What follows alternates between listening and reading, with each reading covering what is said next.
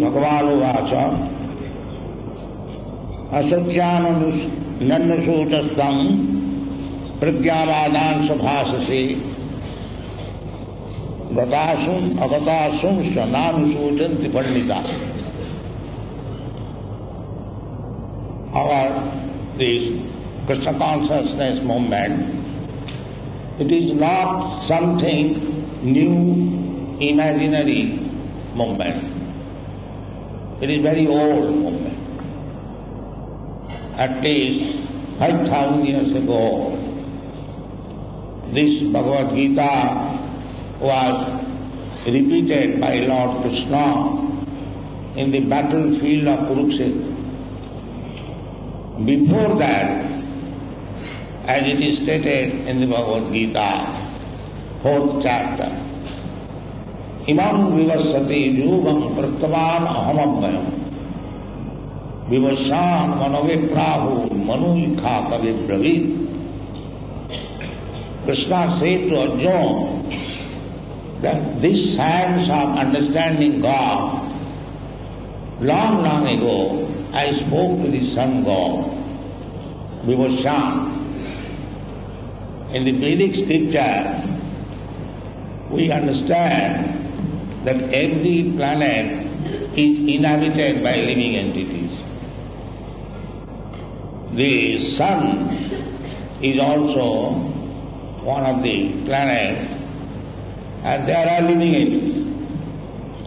Otherwise, how Krishna could go there and speak the predominating person, Vivasyan? The name of the person is also given. Imam vivasati yugam prattavam ahamabhayam. And Vivasyan manavipra.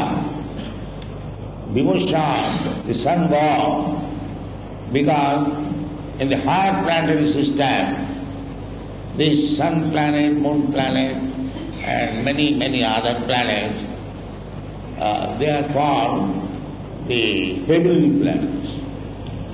The inhabitants of those planets are very opulent. The material happiness available in those planets are hundreds and thousands times better than in this planet.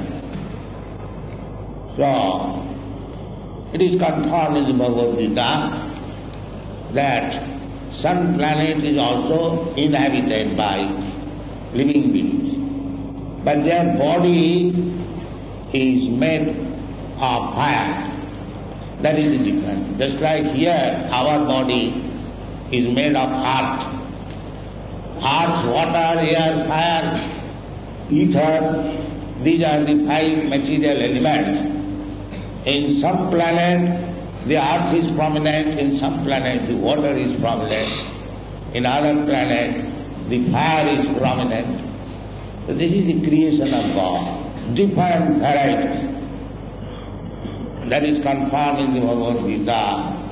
Atvarohamaitena kingyatena sabharjuna vishtabhya idam krishnam ekamsena sthuru. This material world, composed of many millions of universes, that is 1/4 creation of the Supreme Personality of God. Ekamsena sthuru. So, Bhagavad Gita means to understand what is God, the science of God. And God Himself is speaking about Himself. Otherwise, it is not possible to understand what is God.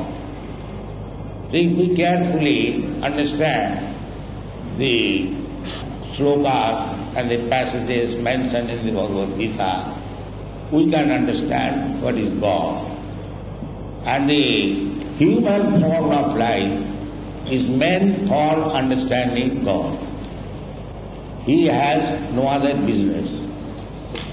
And the lower bodies, less than human form of body, according to Darwin's theory. The human form of body comes from monkey. But the evolution is accepted in the Vedic literature, but not like Darwin's. The evolution, according to Vedic scripture, is that the living entity is different from the body. And the living entity is passing through many forms of body. We shall read that. So, the bodies are according to my desire. I am desiring something.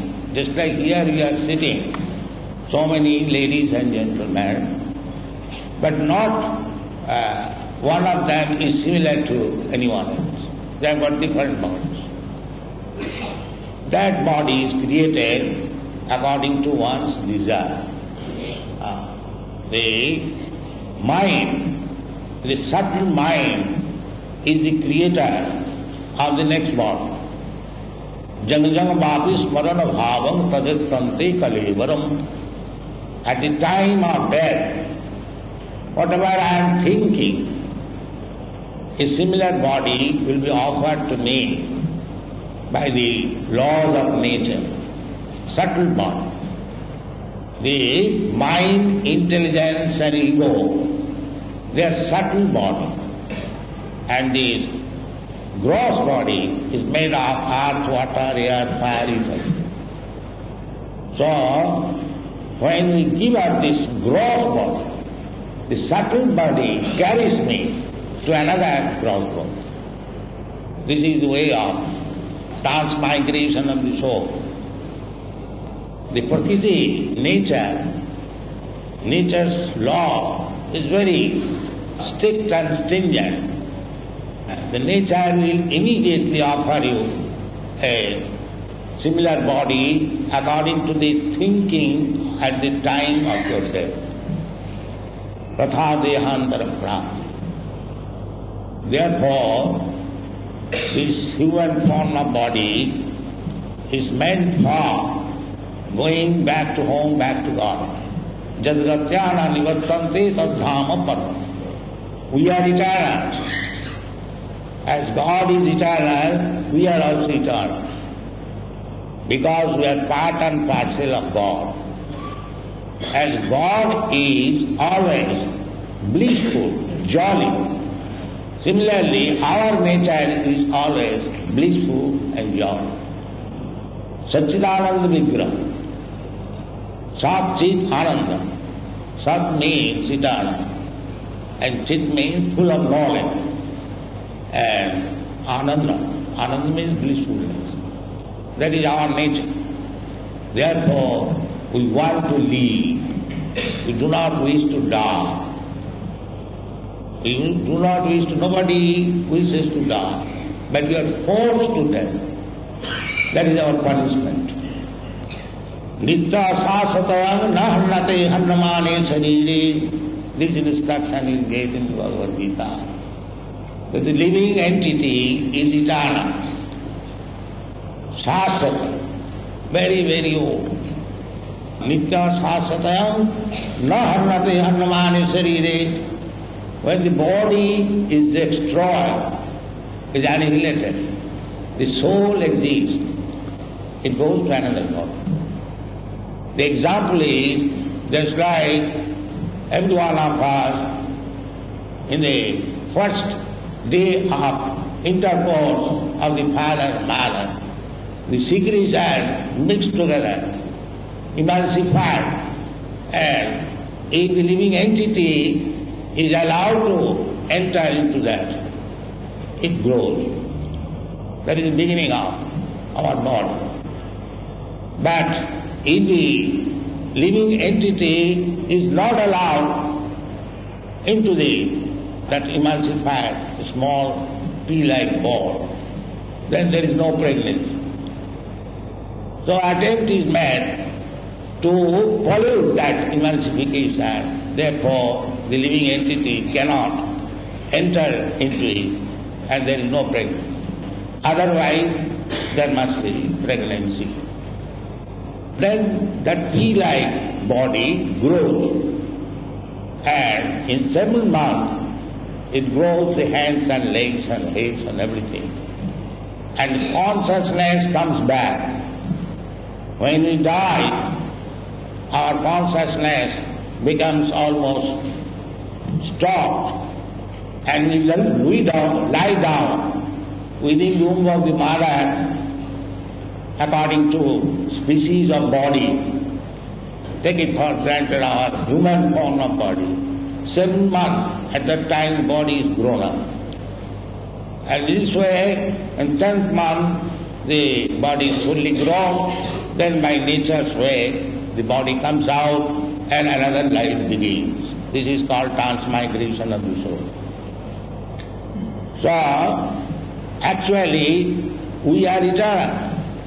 In the Vedic language, it is said, Nitya Nityanam Chetana Chetananam Eko Jo Bahunam Vidadati Kaman. Nitya means eternal. And Nityanam means plural number of Nityas. So there are many Nityas, many living entities. But there is one Nitya, supreme, that is God. He is also a living entity like us. Then what is the difference? The difference is, we learn from the Vedic that Eko Bahunam Vidadati Kama. That singular number Nitya, eternal, maintains the plural number of Nitya. We are within the plural number, Nityana. So the conclusion is, the God is the supreme being and we are living beings. Our relation is very intimate. Qualitatively, we are one. Because we are part and parcel. So God is eternal, full of knowledge and blissful. Therefore, our position is also the same, but in minute quantity. His knowledge is great. Therefore, God is great. Our knowledge is limited. And because we have got limited potencies, therefore we are called living entities, and God has got unlimited potencies, therefore God is great and we are small. This is conclusion of the Bhagavad Gita. And we are in this material world, being contaminated by the material nature. We are suffering because anything material, it has got limited period of existence. Anything you take, it is asat. Asat means which will not exist, and sat means which will exist. The Vedic injunction is asato ma satgama. You are sat. You revive your eternal life. Don't be entangled in this asat. So we are transmigrating from one body to another. There is evolution. Jalayana lakhani sthavara lakhavimsati kivimaya rudra sankhaka pakshinam dasalakkhakam. Because in the beginning the whole planet was covered in water. The water is drying up and gradually land is coming out. So therefore, in the beginning, the aquatics, Jalayana Ulakhan. So, the aquatic animals, there are 900,000 species. Jalayana Savara Lokhoyinshati. Then trees and plants and herbs and grasses are so many. They are 2 million more. Then Krimaya Rudra Sankata. Then insect life, reptile life, 1,100,000. Then Pakshinam Dasalakkhakam. Then birds, varieties of birds, 1 million. Then Pasu, four-legged animals, 3 million times. Then Manusatatullukha, then human form of life, uncivilized and civilized, that human form of life, 400,000. So, in comparison to the lower species of life, we are very small quantity. Together, there are 8,400,000 species of life, living entities. The evolution process is from one body to another. In this way, when it comes to the human form of life, it should be utilized for full knowledge about our eternal life. That is the opportunity. And if you don't take this opportunity, if we live like other animals, eating, sleeping, sex, and fearfulness, ahara nidra bhaya.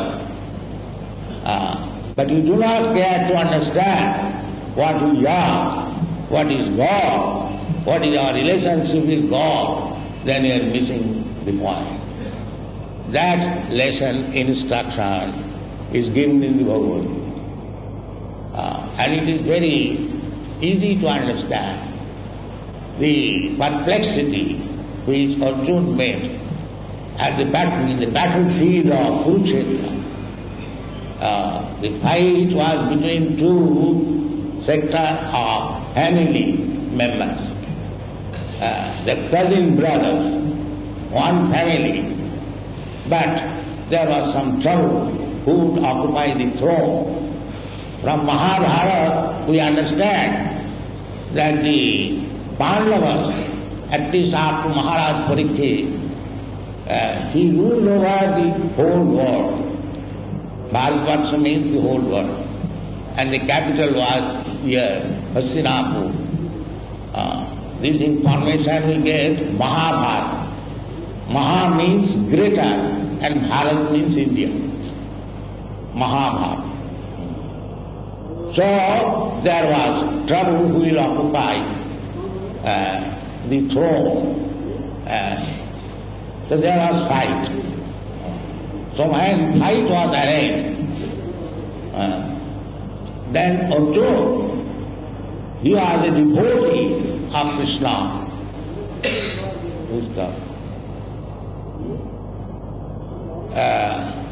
He declared to fight.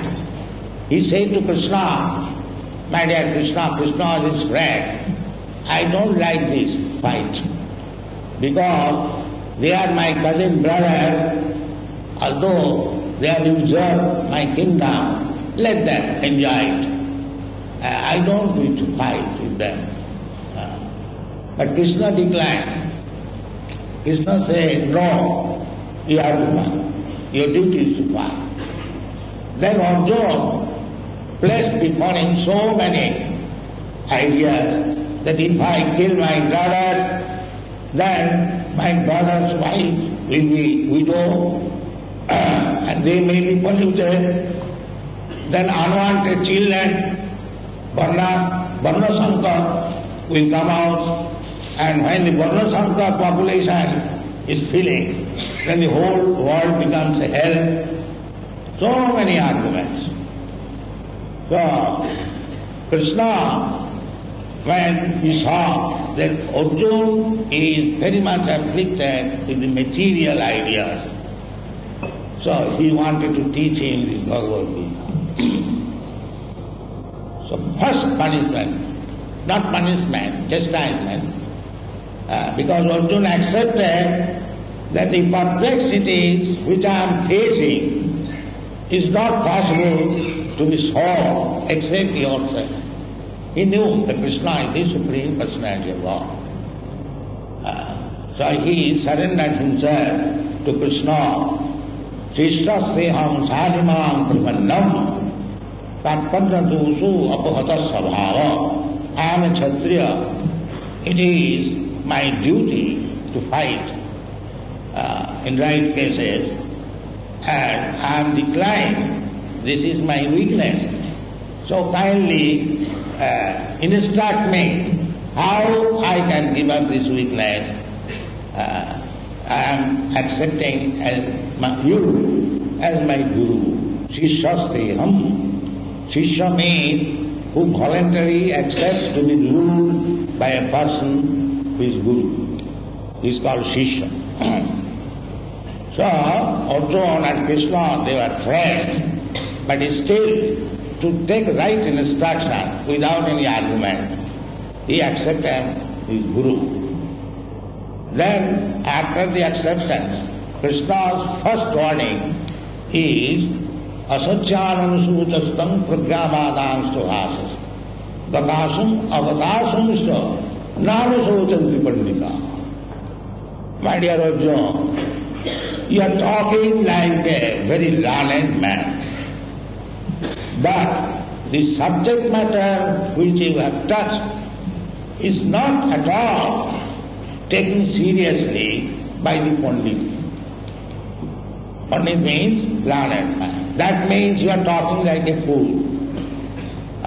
You are taking this body as self. So, actually this is not the fact. The body is not the self. The self is different. If you analyze this body, what you will find? Suppose we are breathing. What is this breathing? It is air only. Now, when the breathing is stopped, a man is dead. Now you are so much advanced in science. Why don't you replace this breathing? It is nothing but air.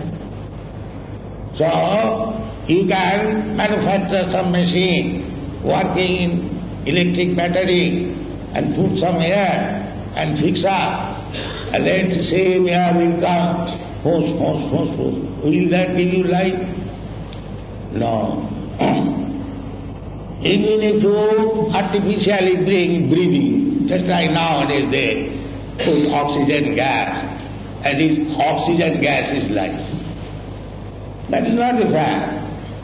So if you analyze every part of the body, then you will find that there is no life. This is called education, this is called scientific knowledge. Simply, abruptly taking something without any proper understanding, that is not knowledge.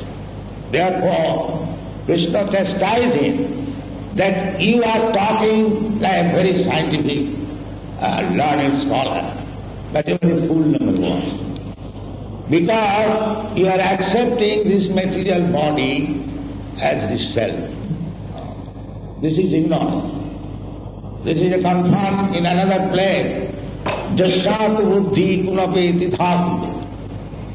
This kunape, this bag of three elements, kapavittavai, or take it, the skin, muscle, veins, bones, urine, stool, blood, what you will find if you dissect this body? They are all material things. What is blood? It is also water, rainwater. The urine, this is also water. And this bone is nothing but earth, hardened. If you take plaster of Paris, they sometimes show artificial bone also in the medical college. But that is bone, that is earth. So do you think this combination of this earth, water, air, fire is life? Can you produce life? You can get enough earth, water, air, fire, stool, urine, blood. You manufacture one life. That you cannot do. This is called analysis. And those who are engaged in understanding the self as the combination of these earth, water, air, fire, Saiva Gokara, such persons are defined in the Shastra as no more intelligent than the cows and the asses. So, from here, spiritual knowledge begins. You analyze the body, but you won't find the real soul or real life. Although it is within you. But why you cannot find? It is very, very small. Kesagra sadabhavasya sadadhakalpitasya. The formation of the soul, measurement of the soul is very, very, it is smaller than the atom. Kesagra sadabhavasya. The tip of the hair is divided into 100 parts and take one part, again divide it into 100 parts. That one part is the measurement of the soul. That means 1/10,000 part of the top of the earth. So you can see that small particle is giving you living form. This knowledge we get from Bhagavad Gita, and that is the fact. You cannot get light by analyzing this material body. That is not possible. You have to find out what is that small particle. You have to hear. Therefore, you cannot get knowledge by your material activities. You have to hear it from the authorities. Otherwise there is no possibility. That's why you cannot understand who is your father. You have to take the knowledge from your mother. If mother certifies this gentleman is your father, that is correct. But if you go on researching who is your father, you will never be able to know who is your father. Similarly, what is life, what is soul, what is this body, what is the ultimate goal of life, why you are suffering, all this knowledge you have to take from the higher authorities. That is called Vedic process. Not to endeavor by research. What you can research? Our fund of knowledge is very, very poor, limited. You cannot have perfect knowledge unless you hear from the authority. The Krishna is the authority. Our Krishna consciousness movement means you take knowledge from the best authority. Don't manufacture knowledge, that is not help. That is Krishna consciousness movement. But here Krishna says that, my dear Arjuna, you are talking like a very learned man. That is our disease. Everyone we talk as if we manufacture, but that is useless. You cannot make any solution. Therefore the whole world is in chaotic condition. We speak of our own country, India, not only India. Everywhere the chaotic condition is because they have no real knowledge. They are simply claiming to be very learned man, which is chastised here by Krishna. Asocyalansutastam pragyama, you are presenting yourself as very learned man. But the subject matter which you have taken, this body is nothing but dead lump of matter. That is it here. That asocyanam sutasam gatasam agatasam. This body, when it is living condition means so long the soul is there. It looks like very bright, beautiful, moving here and there, and when the soul leaves this body, then what it is? It has no value, a lump of matter. Just like a motor car, so long it is moving, it is worth 1 lakh. And so long it does not move, it is simply lump of iron and copper and something, who cares for it? It is thrown. Same thing.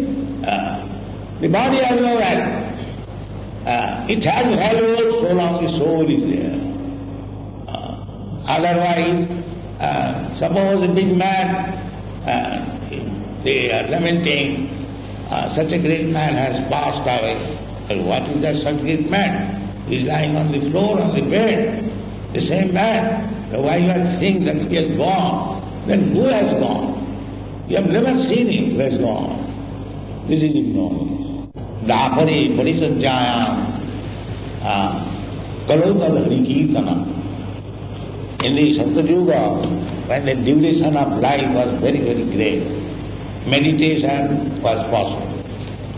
And next Yuga, Kiteta Dhayatu Vishnu, Titayana Jajato Makhai.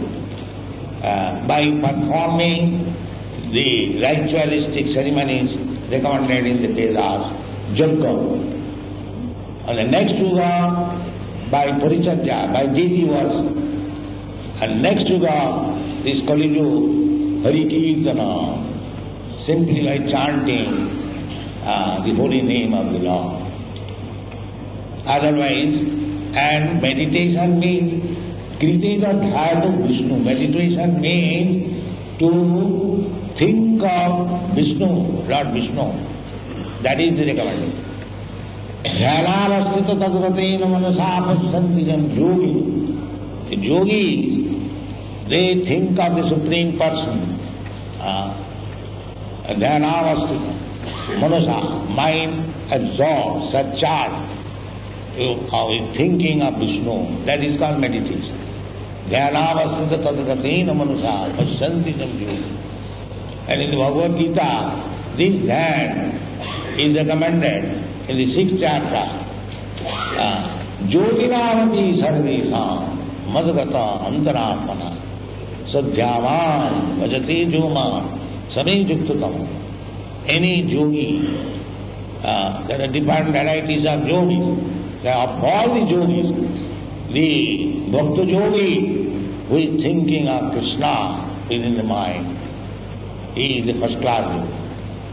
So, in our movement, we are creating first class yogis because they are chanting Hare Krishna, Hare Krishna, Krishna Krishna, Hare Hare Rama, Hare Rama. So, this is directly to create first class yogis. Yoginavati sarvesham.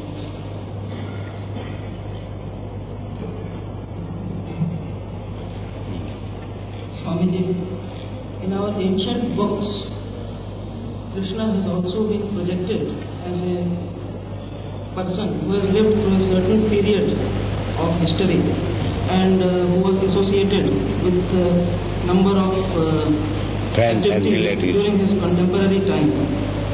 Our books of literature also project him as the supreme being, as the perfect one.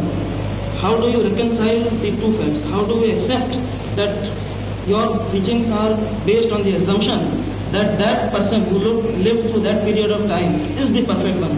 But how do you fundamentally assume that what he has said is correct? How do you reconcile the two points?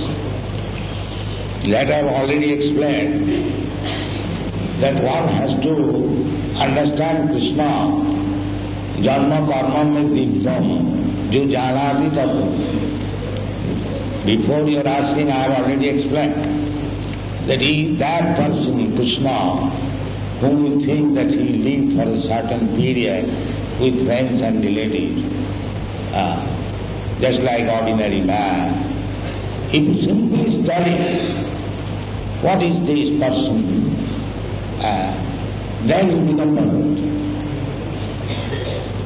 Janma karma chame divyam jo janati tattva.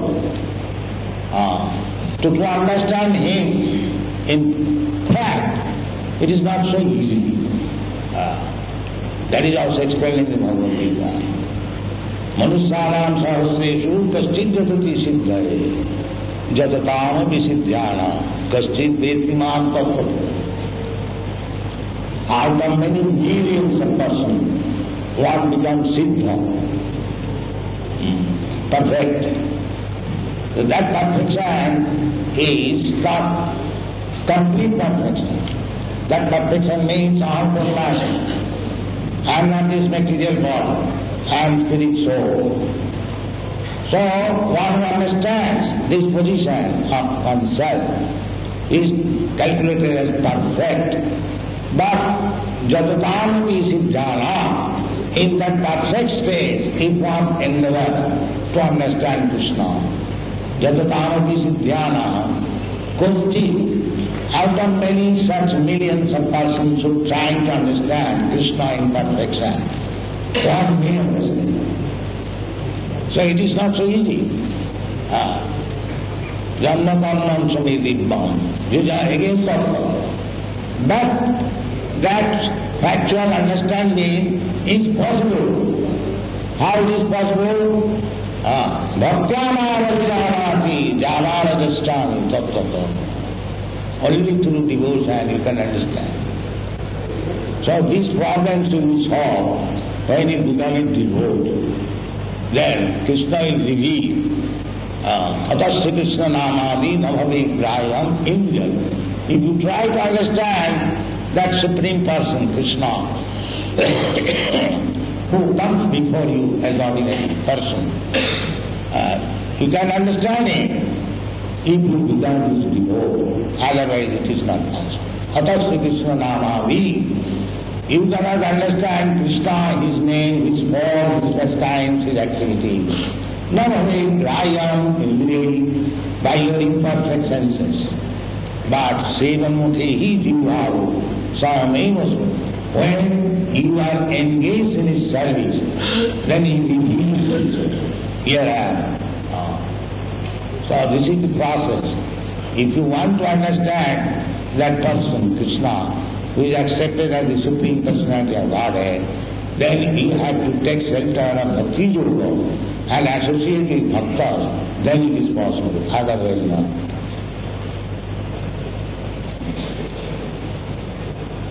Pranam, Swamiji. Hare Krishna.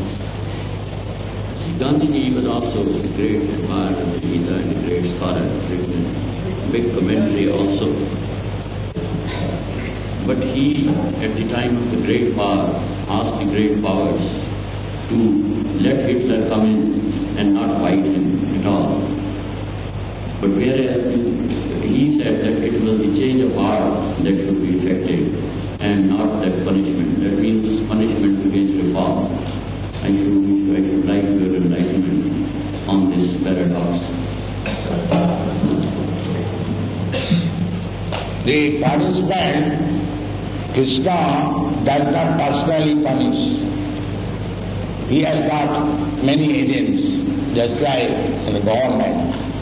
The president does not punish directly, but there are many departments. Similarly, Parasa Shakti Vividavasuyate, his potencies are manifold. One of the potencies is this material nature. It is called Maya, that is explained in the Bhagavad Gita. Daivichisa gunamai mama maya durataya. It is very difficult to surpass the jurisdiction of Maya, durataya. But punishment will not be excused. Ignorance of law is no excuse. Similarly, this Maya, this material nature is very, very strong. If you eat little more, your nature is to eat, say, 2 ounces. If you eat 3 ounces, immediately will be punished. There will be indigestion. The nature is so strong. Therefore, it is called Daivichisa-gunamai mamavaya-durataya. So in this way, you cannot surpass the stringent laws of Maya. But if you want to avoid punishment, then you take shelter of Krishna. Māmīvila prapaddante māyāmi tāṁ karanti. Therefore, Krishna consciousness is essential. If we become Krishna conscious, if we follow the instruction of Krishna, then there is no question of being harassed by the stringent laws of Maya. This is the process.